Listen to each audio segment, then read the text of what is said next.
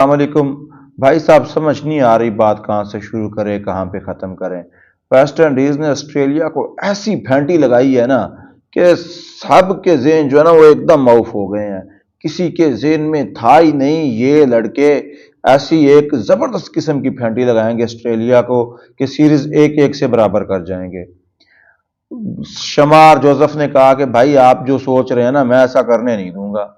मैं एक अलग ही जेन के साथ आया हूं और उसने 7 विकेटें दूसरी इनिंग में चिटका के ऑस्ट्रेलिया का सारे ख्वाबों पे पानी फेर दिया। उसने कहा ना भाई साहब, हमें इसीलिए वेस्ट इंडीज कहते हैं, जब हम बड़े टूर्नामेंट में नहीं होते तो लोग इसीलिए याद करते हैं क्योंकि हम ब्रांड है भाई, और ब्रांड जब चमकते हैं दमकते हैं तो लग अगलों को पता जाता है। 27 साल बाद जो है ना ये इन्होंने ऑस्ट्रेलिया में फतह समेटी है।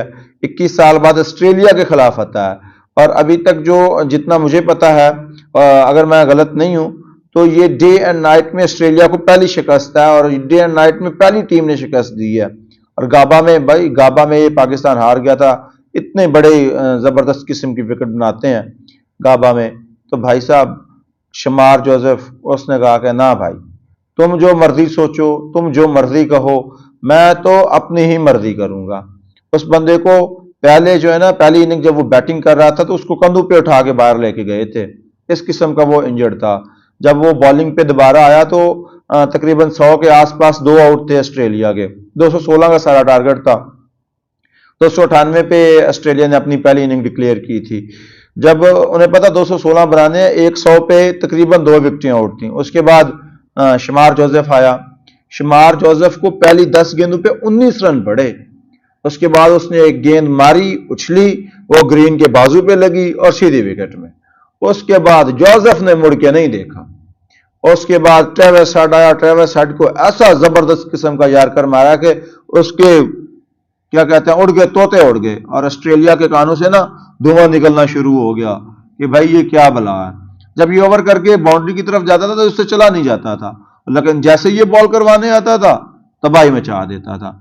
भाई इंजर्ड होने के बावजूद 143 प्लस की स्पीड है, स्पीड के साथ एक्यूरेसी भी। और भाई हारिस साहब, इसको स्पीड कहते हैं। और इसीलिए कहते हैं कि टेस्ट खेलो। हमारे यहाँ जो लड़का मशहूर हो जाता है वो टेस्ट खेलना छोड़ जाता है। उसको नित नई परेशानियां लाक हो जाती हैं कि भाई मैं टेस्ट खेल नहीं सकता। शुमार जोसेफ भाई, ये दिल से तेरी हम इज्जत कर रहे हैं जिस तरह की तूने आज क्रिकेट खेली है। उस बंदे ने कोई भी ऐसी बॉल जो है ना उसको समझ ही नहीं आने दी। आखिरी हाँ, अलबत्ता स्मिथ ने कहा कि ना भाई, तेरा जो भी प्लान है ना मैं सामने खड़ा हूं। वो जब से डेविड वार्नर रिटायर हुए हैं तो स्मिथ को उन्होंने बात और ओपनर आजमाया और पहली 3 इनिंग में तो वो कख नहीं कर पाया। कुछ थोड़े से रन बनाए होंगे, 2 4 6।